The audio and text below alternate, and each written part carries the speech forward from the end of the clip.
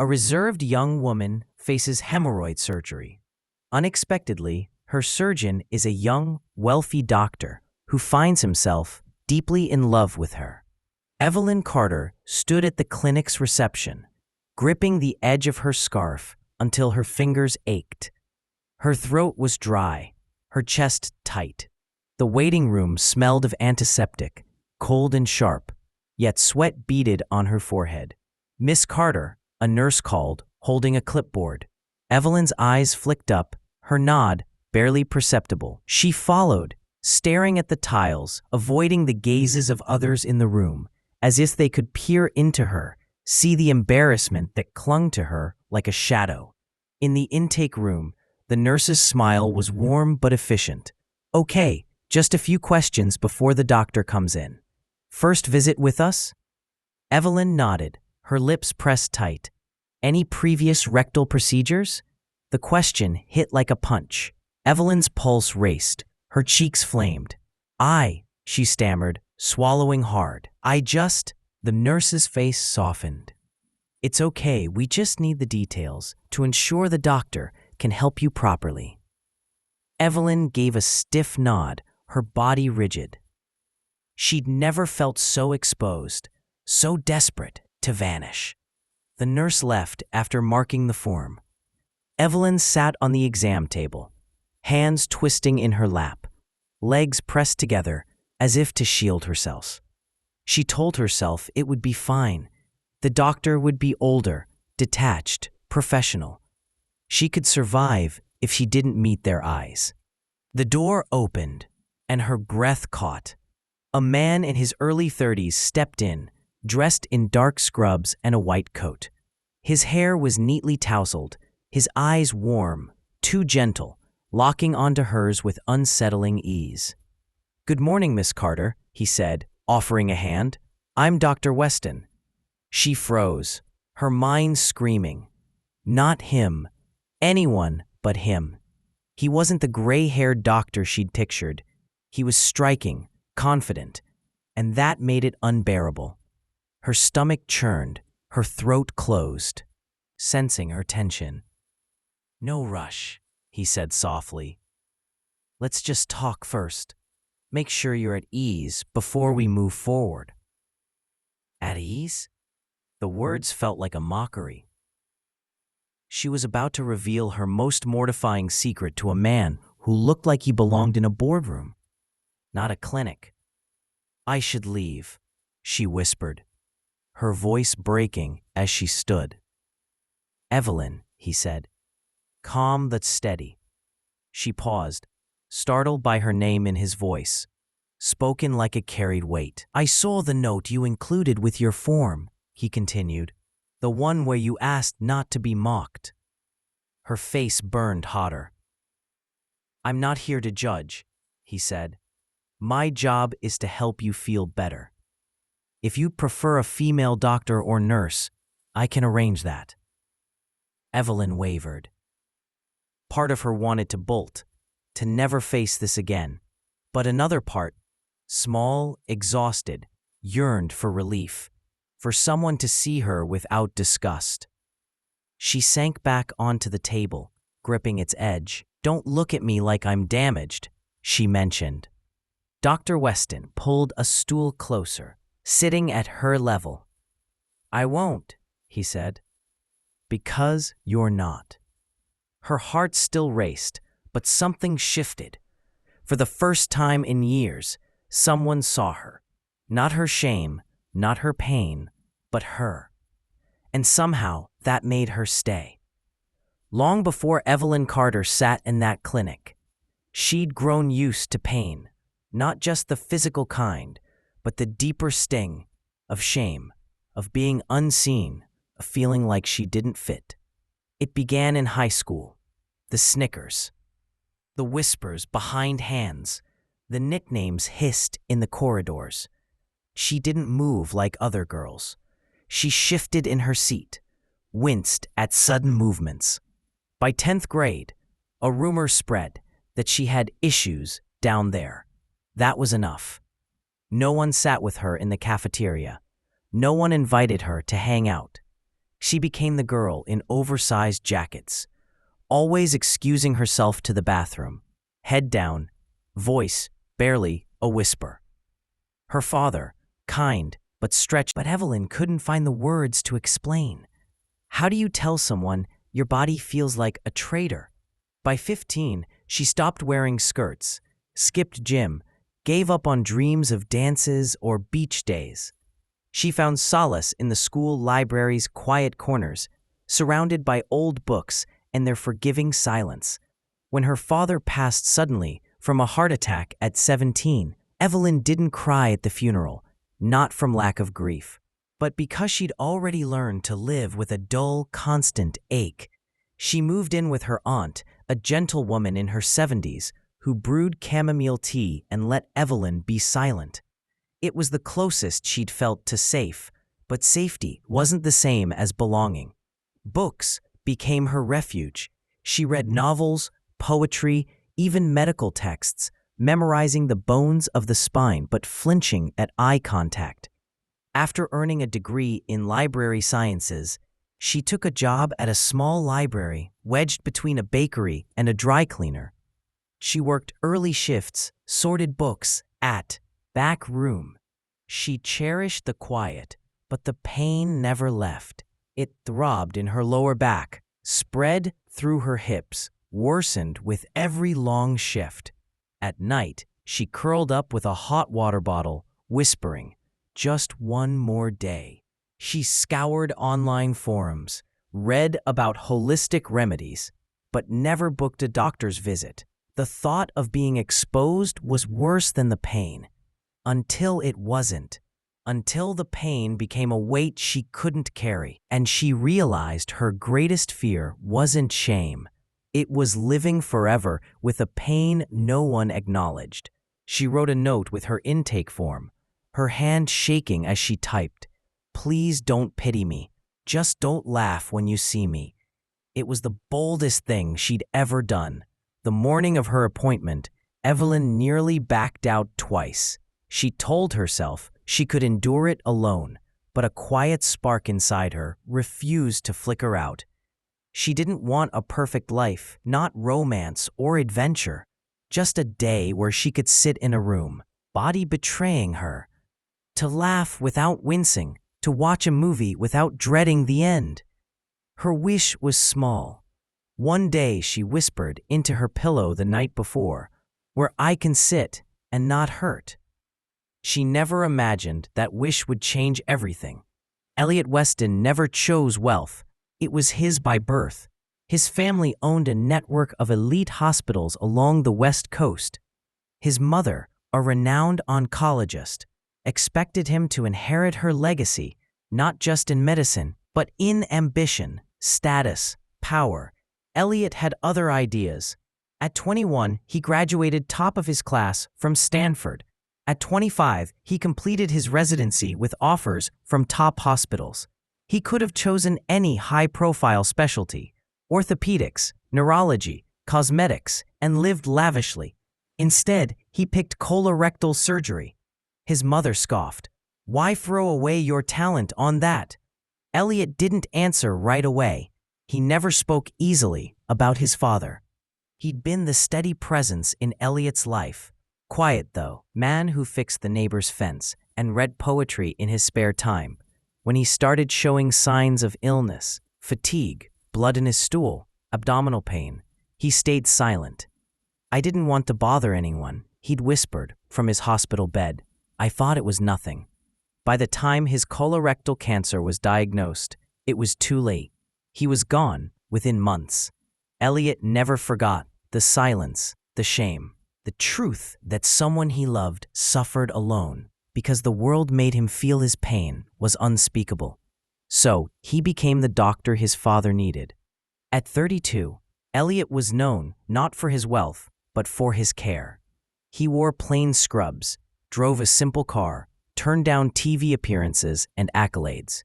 He memorized his patients' names, their hobbies, their fears. To him, healing began when someone felt safe enough to say, "I'm hurting."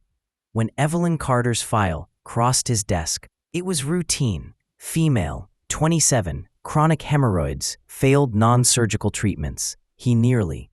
Small note tucked inside stopped him. Typed, unsigned. Please don't pity me. Just don't laugh when you see me. The words hit like a memory. He thought of his father, of the way he'd avoided doctors because he didn't want to be seen as weak. Elliot closed the file. This wasn't just a procedure. This was someone fighting to be brave in a world that didn't always make space for it. When he entered the exam room and saw Evelyn, her hands clutching the table, her eyes averted, he recognized the fear, not just of pain, but of being diminished. He spoke softly, sat low, gave her room. When she whispered, "Don't look at me like I'm damaged," he answered, "I won't, because you're not." It wasn't a line, it was the truth.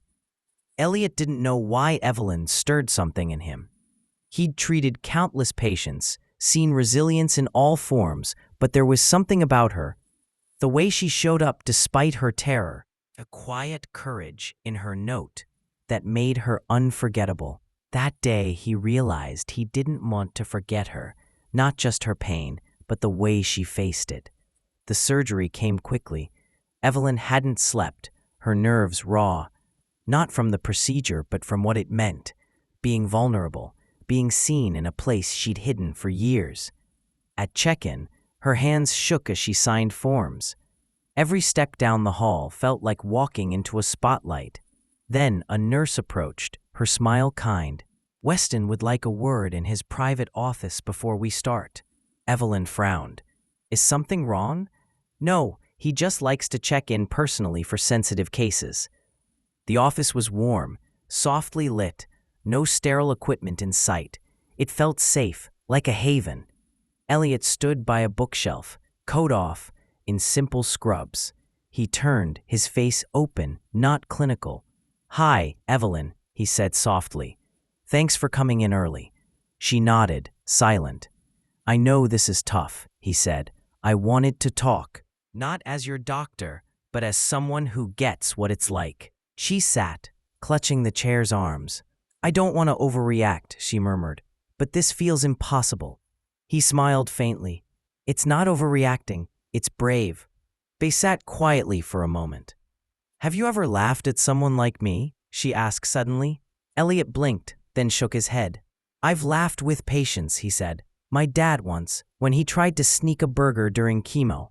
He paused. "But laugh at pain? Never. Especially not when someone's facing it head on." Evelyn's eyes softened. "You really don't think it's gross?" "No," he said gently. "I think it's human. And I think hiding pain because the world shames it is a loss." She searched his face for pity. There was none, just understanding. For the first time, Evelyn didn't feel like a problem. She felt visible. Elliot stood, offering his hand. "We'll take care of you. When you wake up, this will be behind you." She hesitated, then took his hand. It was a small gesture, but it felt like a... Gently, she nodded. "I'm ready." As they walked to the OR, her heart still pounded, but it wasn't panic. It was the unfamiliar rhythm of hope. Recovery wasn't easy. Some days, Evelyn felt lighter. Others, she couldn't leave bed. Old fears whispering she'd never be enough. Each follow-up visit eroded those doubts.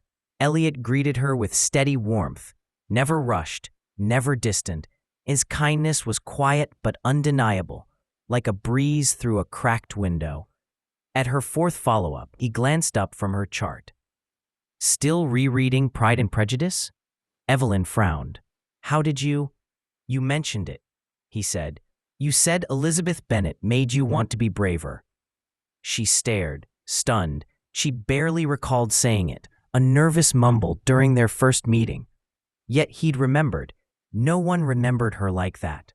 Her throat tightened, the moment heavy with something new. Elliot turned to wash his hands, catching her eye in the mirror. "She's your favorite." She always felt too much, but not enough. He smiled. "You don't seem too much to me." "I'm still scared," she admitted softly. "But I don't want to be." After the appointment, she lingered in the hallway. He walked her out, holding the door a second longer than needed. As she stepped into the cool air, Evelyn felt a warmth unrelated to the weather. She began to look forward to their visits, not for the checkups, but for the moments between, his questions about her day, the way he listened, the way he remembered her favorite tea. One visit, he spotted a book in her bag. "New read?" he asked. "Old favorite," she said, flushing. "Books don't change on you." He nodded. "Some people don't either, if you give them a chance." That night, Evelyn wrote in her journal for the first time in years. Not about pain, but about possibility. "He hears me," she wrote. "Not because he's paid to, but because he cares." Elliot felt the shift too. With Evelyn, he didn't carry the W. Tired, a faint smile on his face. When Elliot returned, he followed her gaze. "That's my dad," he said, stepping closer. His name was Henry. "He looks kind," Evelyn said softly. "He was," Elliot nodded. "And stubborn. Too stubborn." She hesitated. "Was he sick?" Elliot's jaw tightened, then softened. "Colorectal cancer," he said. "We caught it too late." Evelyn's breath hitched. "I'm so sorry." "He hid it," Elliot continued. "Thought it was too embarrassing to mention. By the time he told us, it was over." Evelyn's eyes stung. She wiped a tear quickly. "I used to do that," she whispered. "Pretend it wasn't there, hope it would disappear if I stayed quiet." Her voice broke. "I thought if I hid, I'd disappear too." Elliot faced her fully. "But you didn't. You came here. That's everything." She twisted her hands. "I was terrified." "So was he," Elliot said. "But you did what he couldn't. You showed up." Their eyes met, no roles between them. Just two people who chosen to keep going. He handed her a tissue. "Thank you," she murmured. They sat in silence, the kind that holds more than words. Then he said, "I think he'd have liked you." Evelyn smiled through her tears. "I think I'd have liked him too." They stayed there, no need for more. In their shared pain, they'd found a quiet understanding, a language of healing, not just for the body, but for the soul. It took Elliot weeks to draft the letter. Not because he lacked words, but because he walked a line between duty and desire, between ethics and truth. Evelyn's recovery was nearly complete. Her confidence, once buried, now shone in small ways. The way she held her head higher, the way her smile lingered. But Elliot knew the line had blurred, and he couldn't ignore it. He transferred her care to another doctor, leaving a sealed envelope with the front desk. Inside, he'd written, "Evelyn, you're no longer my patient, which is why I'm writing this. I didn't want, for obligation. What I feel isn't about my role or yours. I don't want to fix you. I just want to be near you. Not because you need me, but because I need you. If you feel even a fraction of this, if you want to be seen as you, not a patient, I'll be here. No scrubs, no charts, just me. Elliot." When Evelyn read it, she sat frozen for 10 minutes. Then she folded it carefully, tucking it into her bag like a fragile treasure. That evening, after the library closed, she went to the clinic. The lobby was dim, the air still. She took the elevator to the rooftop terrace, Elliot's quiet retreat where he went to think. Stepping out, she saw him tending a small planter, back turned. "I got your letter," she said, voice trembling but clear. He set down the watering can, but didn't turn. "I didn't think you'd come," he said softly. "I almost didn't," she admitted. "I'm still figuring this out."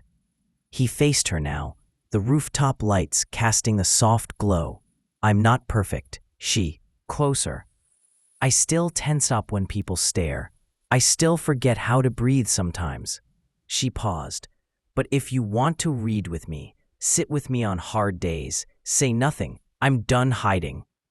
Elliot didn't speak. He didn't need to. He took her hand, his touch warm, steady. "I've been waiting," he said simply. She smiled, shy, hopeful, new, surrounded by the scent of lavender and thyme. Under a sky that felt vast and forgiving, they stopped being doctor and patient. They became two people choosing to stay. A year later, the library at the Willow Community Center was a modest space, worn armchairs, shelves of used books, soft light that felt like a quiet embrace. To regulars, it was more, the healing corner. Evelyn's idea, born from her journey. She didn't want fame or grandeur, just a place for quiet souls to sit, read, and feel whole. Elliot funded it, not for recognition, but because he believed in her, in them. They still had tough days. Evelyn, startled. Elliot carried the weight of his father's loss, but they held space for each other's scars. They didn't call it a perfect love, just a true one. Mornings, Evelyn sorted books by theme: loss, courage, renewal. Elliot stopped by between patients, bringing her tea, sitting as she labeled new titles. Sometimes they talked, sometimes they didn't. It was enough. On the Healing Corner's first anniversary, the center hosted a wellness talk, open to all. Evelyn was the final speaker. In a simple linen dress, hands steady, she stood at the podium. Elliot sat in the front row, his gaze unwavering. She took a breath. When I was young, I thought healing meant never hurting. That if I was quiet enough, good enough, invisible enough, the pain would stop. She looked out at the crowd, strangers, friends, survivors. I was wrong. Healing isn't hiding your wounds. It's letting someone see you, even when you're still raw. It's letting someone stay, not to fix you, but to be the eyes finding Elliot. There was a time I'd have fled from this moment, from you, from myself, but someone didn't let me run. She smiled faintly. He didn't save me. He didn't erase the pain. He just stayed, and that taught me to love the parts of me I hid, the parts I thought made me too broken to be enough. The room was still, the silence full of shared understanding. She finished. Now, I help others do the same. One book, one moment, one quiet day at a time. The crowd clapped, some standing, some teary. Evelyn stepped down, heart racing but alive. Elliot met her at the back, his eyes bright. "You were incredible," he said quietly. "I almost ran," she admitted, laughing softly. "But you didn't," he said, taking her hand. "You used to shrink from the world. Now you light it up." She looked at him, eyes shining. "You saw me first." He tucked a strand of hair behind her ear. "You helped me see too." They stood there, hands clasped, surrounded by the hum of themselves. They weren't perfect, but they were whole. Love, they'd learned, wasn't about fixing. It was about choosing, again and again, especially on the hard days. And after years of hiding, they no longer feared being seen.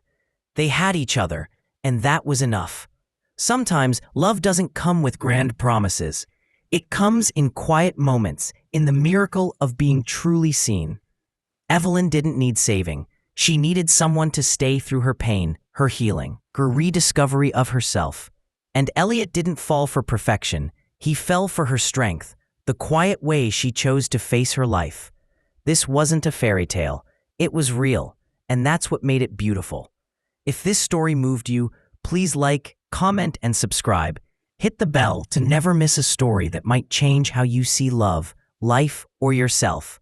Thank you for watching, and remember, you don't need to be flawless to be loved. You just need to be seen.